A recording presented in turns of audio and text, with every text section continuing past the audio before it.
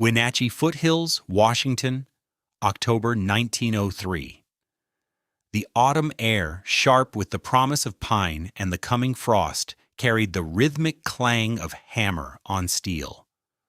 On a cleared slope overlooking the Columbia River Valley, a sight arrested the eye, something so profoundly wrong it drew onlookers from their work. A team of horses, straining against block and tackle, was inching a colossal black cylinder up a timber ramp. It was a decommissioned locomotive boiler, 14 feet long and 7 feet in diameter, a 4,000-pound iron leviathan dragged from the Great Northern scrapyard. But it wasn't the boiler that was strange. It was its destination. Waiting for it was not a foundation of stone or a bed of hewn logs, but a cradle perched atop 12 massive cedar stilts, lifting it a full 12 feet into the air. Rhys Llewelyn directed the operation with quiet hand signals, his movements economical and precise. He was a compact man, with the dense, powerful build of someone who had spent a lifetime working with heavy metal. Watching from a distance, a group of men from the locomotive shop stood with arms crossed. Their leader, Octavius Beauregard, the shop foreman, shook his head, a look of professional pity on his face. He was a man who understood boilers. He knew their weight, their stresses, their vulnerabilities. "It's madness," Beauregard declared to his audience of machinists and engineers. Jedediah Croft, a boiler inspector, spat a stream of tobacco juice. "Pure foolishness. That thing will sway in the first good wind like a drunk on a Saturday night." Another man, Silas Blackwood, who'd lost a cousin to a cabin collapse, added, "He's building a tomb for his family. That Welshman is going to drop his wife and children onto the snow from 12 feet up." The consensus was swift and certain. The man was not just eccentric, he was a dangerous fool, hoisting a 4,000-pound steel coffin into the sky on wooden legs. What did this Welsh Fowler Boileri, this Boilermaker from Merthyr Tydfil, understand about ground-cold isolation that the most experienced builders and railroad men in the Cascades had missed? This channel is dedicated to uncovering the lost wisdom of the frontier, the forgotten genius of ordinary people who solved extraordinary problems. If you believe that ingenuity is more powerful than convention, subscribe to our channel and hit the like button. I promise you will learn the precise physics of why living 12 feet above the snow is not madness, but a profound insight into thermal dynamics. In the comments below, tell us, have you ever experienced cold so deep it felt like it was coming from the ground itself? Rhys Llewelyn was not a carpenter. He had never framed a wall, notched a log, or shingled a roof in the conventional sense. He was not a farmer, attuned to the subtleties of soil and season. He was a boilermaker, a master of a different universe of materials and forces. His world was not of wood, but of pressure-rated steel plate. His tools were not saws and adzes, but rivet guns, massive flange rollers, and the roaring heat of the forge. His hands knew the language of thermal expansion, the secret to a perfectly sealed seam, the precise tension of a stay bolt designed to contain 200 pounds per square inch of superheated steam.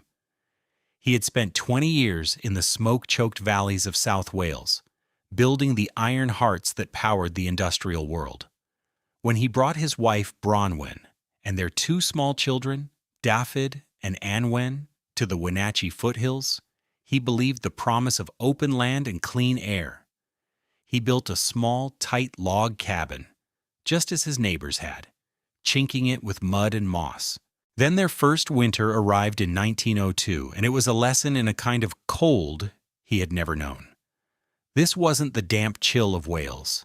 This was a dry, predatory cold that seemed to emanate from the very substance of the earth. The cold was a physical thief. It stole the warmth from their stove before it could reach the walls. It stole the moisture from their breath, frosting the inside of their windows with a thick, opaque rime of ice. It stole the integrity of their belongings. One morning, Rhys pulled on his boots, and two of the brass eyelets pulled clean out of the frozen, brittle leather. The cold was an architect of misery. The collar where their stovepipe passed through the roof wept a constant trickle of creosote-laced condensate, which froze overnight into a greasy black stalactite that hung over their sleeping area. And the cold was a tyrant in the smallest moments. At breakfast, Bronwyn set a bowl of cooled porridge on the table, and the metal spoon she laid beside it stuck to the rim of the ceramic bowl as if welded there by an invisible force. They spent that winter huddled together, burning through a mountain of wood just to keep the cabin air above freezing. Dafydd developed a persistent barking cough. Rhys watched his family shiver and knew that another winter like that was not survival. It was a slow surrender. He knew he could not defeat the cold by building thicker walls. He had to change the rules of the fight. The problem wasn't the wind, or the logs, or the chinking. The problem, Rhys realized, was the ground itself. The conventional frontier cabin, for all its rugged charm, was a thermal disaster by design. It was built directly on the earth, or on a shallow stone foundation that was little better. In the summer, this was a benefit, the cool earth helping to moderate the cabin's temperature. But in winter, it was a catastrophic flaw. The frozen ground and the immense compact mass of the snowpack that covered it for months became a heat sink of almost infinite capacity. A standard cabin floor, made of rough sawn planks laid over log joists, was in direct conductive contact with this frozen mass. Heat, obeying the second law of thermodynamics, flows from hot to cold. The small wood stove poured thousands of BTUs of energy into the cabin's air, but the floorboards continuously and silently wicked that precious warmth away, conducting it straight into the snow and frozen soil underneath. The floor of every cabin in the foothills was a giant, permanent cooling plate. Families could burn cords of wood, making the air near the ceiling hot enough to bake bread, while their feet remained numb with cold. The neighbors, the millers, and the carvers accepted this as fate. They laid down extra layers of braided rugs. They stuffed straw and old rags under their floorboards. They banked snow high against their foundation logs, believing it was an insulator. And it was, to a degree. But a 4-foot-deep snowpack, compacted by its own weight, still had a surface temperature far below zero. It was a better insulator than the brutally cold air, but it was still a massive cold entity sucking the life from their homes. Their children were always sick. Their firewood supplies dwindled at an alarming rate. They lived in a constant state of thermal siege, thanks to even Mexico fighting a defensive war against an enemy that was already inside their walls, rising from the very ground they stood on. Rhys Llewelyn had no intention of fighting a defensive war. He planned to leave the battlefield entirely. The construction began in late summer. First, the stilts. Rhys selected 12 straight, flawless cedar trunks, each over a foot in diameter. Cedar was rot-resistant, strong, and plentiful. He and a hired team of loggers dug post holes 8 feet deep, well below the frost line, and set the massive posts in concrete and rock, a technique he'd seen used for railway bridges. The precision was absolute. The tops of all 12 posts were perfectly level, forming a stable platform 12 feet above the ground. Next came the cradle. Using heavy timber beams bolted together with steel plates he forged himself, Rhys constructed a support structure that perfectly matched the curve of the boiler shell. This wasn't carpentry. It was mechanical engineering. He understood the distribution of weight, the shear forces, the stresses the wood would endure. Then came the day of the lift. It was slow, dangerous work. The boiler, stripped of its internal firebox and tubes, was still a 2-ton monster. Using the horses, a system of pulleys borrowed from a logging operation, and a stout timber ramp, they nudged the iron cylinder into the sky. It settled into the cradle with a groan of stressed wood and a final, solid thud that echoed across the valley. It was during this phase that Octavius Beauregard made his most pointed visit. He walked the perimeter of the structure, kicking at the base of the cedar stilts. He sighted up their length with a professional eye, then turned to Rhys, who was preparing to rivet the end caps onto the boiler. "Llewelyn," Beauregard began, his tone a mixture of authority and genuine concern. "I know boilers, and I know the weather here. You've got 4,000 pounds of iron sitting on 12 toothpicks. It might be stable now in the calm, but what happens when we get a real Chinook? A 70-mile-an-hour wind that comes roaring down that valley. This thing will start to rock. The oscillations will build, and those cedar posts will snap like carrots. You're going to drop your family onto the snowfield as wreckage. It's a death trap." Rhys paused his work. He wiped grease from his hands with a rag and looked at the foreman. He didn't argue about wind shear or harmonic resonance. He simply patted one of the massive posts. "She's braced for weather, Mr. Beauregard," he said, his Welsh accent softening the words. Then he turned back to his work, leaving the foreman to stare in disbelief. The work of finishing the vessel began.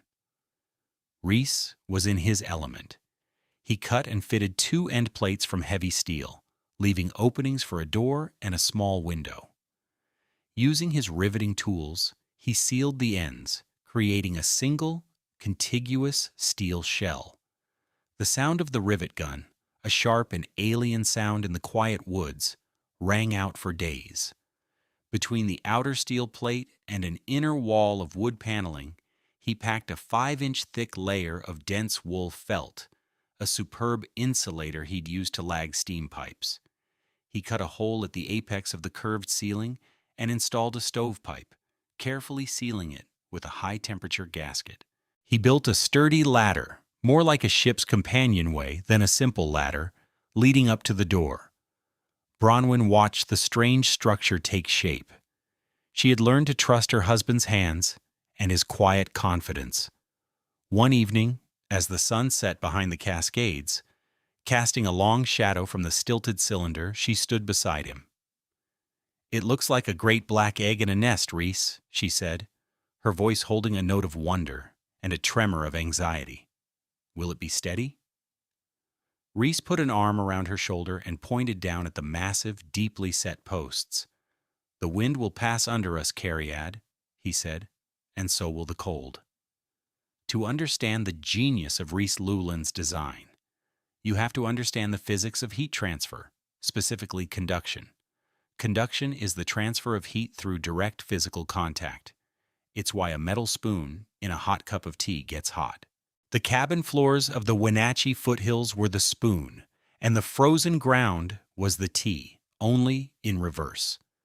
The floor was losing its heat to the cold ground through direct contact. Llewelyn's solution was radical.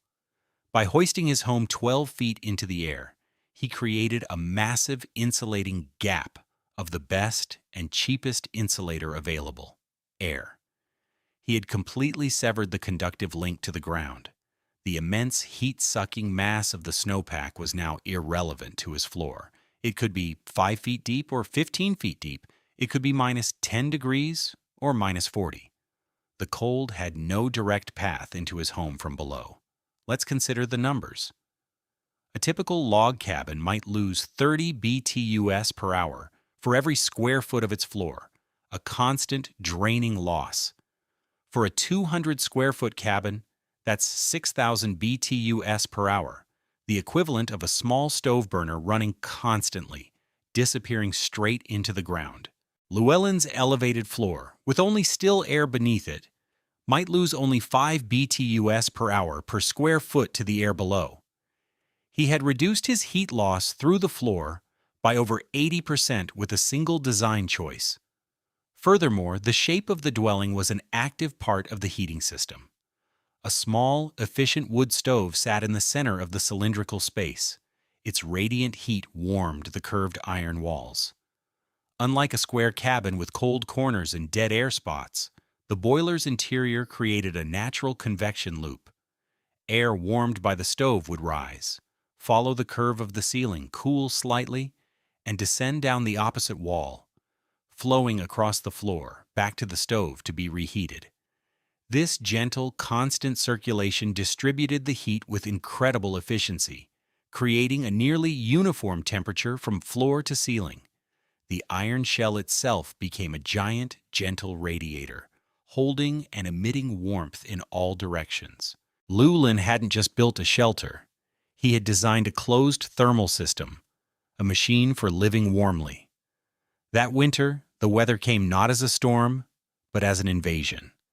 A Cascade Pacific Arctic outflow, a brutal mass of dry, frigid air from the Canadian interior, spilled over the mountains and settled into the valleys. For 7 consecutive days, the temperature never rose above -20, with a nighttime low of -32. A relentless 30-mile-per-hour east wind scoured the landscape, picking up the dry crystalline snow and sculpting it into monstrous drifts. For the families in conventional cabins, it was a week of pure misery. The wind drove the cold through every tiny crack in their walls. The snow piled up, burying their homes to the eaves. This wasn't a cozy white blanket, it was an enshrouding mass of killing cold. The snow against the logs acted like a poultice, drawing out what little warmth their stoves could produce. Inside the Miller cabin, the water bucket in the corner, 6 feet from the fire, was frozen solid. The family lived in a small, huddled circle around the stove, wrapped in every blanket they owned. They burned through a month's worth of wood in a single week. Inside the Llewelyn's boiler house, life continued with an almost surreal normalcy. The wind howled, but it was a distant sound. It wasn't rattling their walls. It was rushing harmlessly through the open space 12 feet below them. The floor was not cold. It was, in fact, the warmest surface in the house, gently heated by the circulating air. Anwen and Dafydd played on a sheepskin rug in their shirt sleeves. Rhys sat at a small table, mending a piece of harness. The ultimate proof of their comfort, the small domestic miracle that cold would have made impossible, was rising in a bowl on the counter. The night the deep freeze began, Bronwyn had mixed her sourdough starter with flour and water. In any other house in the valley, it would have been a dense, yellowed, frozen plug by morning, the yeast killed by the penetrating cold. But here, in the gentle, pervasive warmth of the iron cylinder, the wild yeast was alive and thriving. The dough had swelled, doubling in size, pressing against the tea towel that covered the bowl, its living scent a testament to a victory over the elements. The sound inside was not the shriek of the wind, but the quiet crackle of the stove and the gentle hum of a family at peace. They were not surviving the cold.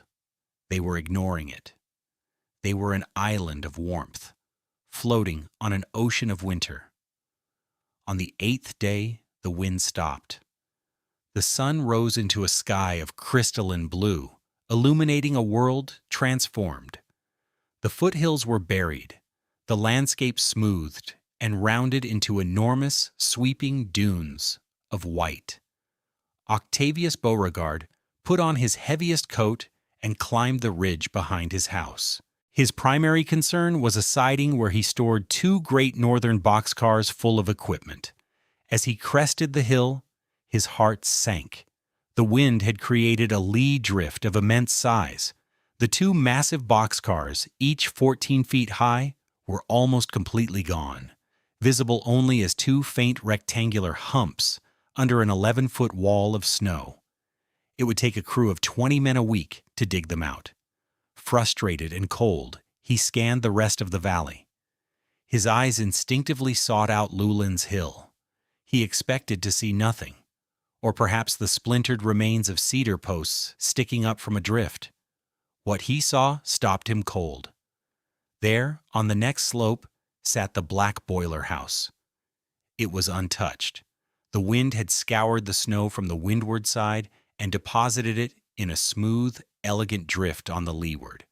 But the structure itself stood perfectly clear. The 11-foot tide of snow had simply flowed around the posts and underneath the living space. A thin, unwavering thread of smoke rose from its stovepipe into the still, frigid air. It looked serene, impossible, and utterly triumphant. Later that day, driven by a curiosity that had overwhelmed his professional pride, Beauregard made his way across the snowfield. He wore snowshoes, the journey taking him nearly an hour. As he approached, the sheer alien intelligence of the design became clear. There were no paths to be shoveled, no walls to be dug out. There was just the ladder leading up into the air. He hesitated at its base, then began to climb.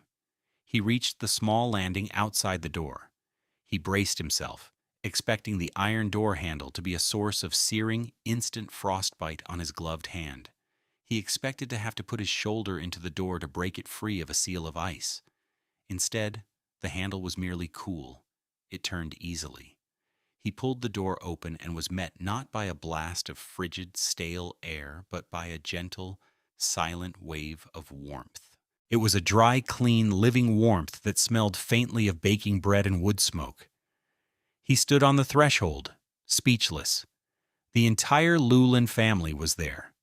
The children looked up from their books, their faces rosy and healthy. Bronwyn was kneading dough on a floured board. Rhys was oiling a rifle. They were not bundled in coats. They were simply home. Beauregard's eyes fell upon the source of the bread smell. On the counter sat the sourdough starter, the bowl he'd seen Bronwyn mix days ago. It had not only risen, it had split the towel covering it and crowned the rim of the bowl, a bubbling, active testament to a constant, gentle warmth. He thought of his own wife, Martha, that very morning, using a paring knife to chip their frozen, lifeless starter out of its ceramic crock. The gap between that image and the one before him was the gap between mere survival and actual life. The physical sensation of the warm air on his face, after a week of battling the invasive cold, broke something in him. His certainty, his expertise, his mockery, it all dissolved in that simple, undeniable wave of warmth. He looked at Rhys Llewelyn, who had risen to greet him. Beauregard struggled for words, to articulate the scale of what he was seeing. He gestured around the curved, warm space, a space that defied every rule of frontier building he had ever known. "Llewelyn," he said, his voice husky with awe, "you didn't build a cabin." He paused, searching for the right word. "You built an ark."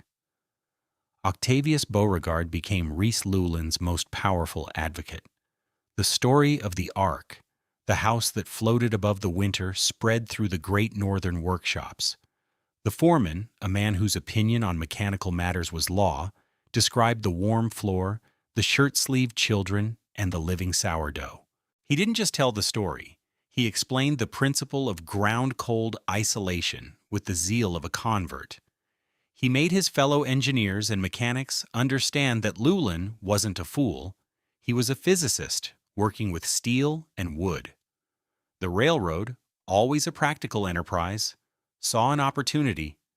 The Wenatchee yards held dozens of decommissioned locomotive boilers from an older, smaller class of engine, deemed scrap. Beauregard went to the division superintendent, and with the force of his conviction, he made a case. These weren't scrap metal. They were ready-made, weatherproof, fireproof, and vermin-proof houses for the homesteaders settling the high country along the new rail lines. That spring of 1904, the Great Northern Railway began selling the surplus boiler shells. Following the card from the front office, 14 homesteading families purchased a boiler for the sum of $40. Included in the price was a set of blueprints, meticulously drawn by Rhys Llewelyn himself, detailing the precise construction of the 12-foot cedar stilt cradle and the method for insulating and finishing the interior, all along the High Line, from the Entiat Valley to the Okanogan Highlands, strange black cylinders began to appear on the hillsides. The mockery that had once greeted Llewelyn's project was replaced by a wave of pragmatic imitation. The following winter, reports trickled back to the Wenatchee depot. Families living in the boiler houses were reporting fuel savings of over 70%. More importantly, they reported a winter of unprecedented comfort and health. Rhys Llewelyn's innovation was an intuitive leap that anticipated principles of modern building science by nearly a century. Today, architects and engineers building in Arctic and permafrost regions use the exact same core concept. They construct buildings on pile foundations, lifting them off the frozen ground to prevent heat from the building melting the permafrost and destabilizing the structure. Coastal homes are built on stilts for a different reason, to allow storm surges to pass underneath. But the principle of separating the dwelling from a hostile ground condition is identical. Llewelyn, using only the materials at hand and the knowledge from his old-world trade, had engineered a solution that modern science would later validate with complex calculations and thermal imaging. The frontier was a landscape of harsh truths. It did not reward tradition or sentiment or what people thought should work. It rewarded what actually worked. Most settlers who arrived in the cold north fought a war of attrition against the winter. They built thicker walls. They dug deeper into the ground. They anchored themselves more firmly to the land, believing that fortitude meant fighting the elements head-on. They treated the cold as an enemy to be barricaded out. Rhys Llewelyn saw it differently. He understood that the greatest source of cold was the very ground they sought to conquer. So he made a simple, revolutionary choice. He didn't anchor his cabin to the cold ground. He let the snowpack pass under it like a tide under a pier. He didn't fight the winter. He simply rose above it. Thank you for joining us on this journey into the past. If these stories of forgotten ingenuity inspire you, please like this video and subscribe to our channel for more. And let us know in the comments, what other old-world skills do you think would have been surprisingly useful on the American frontier? We read every one of your insights. The content of this video is for educational and storytelling purposes. It presents a fictionalized narrative inspired by real historical practices and principles of thermal engineering. The characters, names, and specific events depicted are products of creative reconstruction. Any application of historical building techniques in a modern context should be done in full compliance with current building codes, safety standards, and engineering regulations. This video does not constitute professional, technical, or legal advice.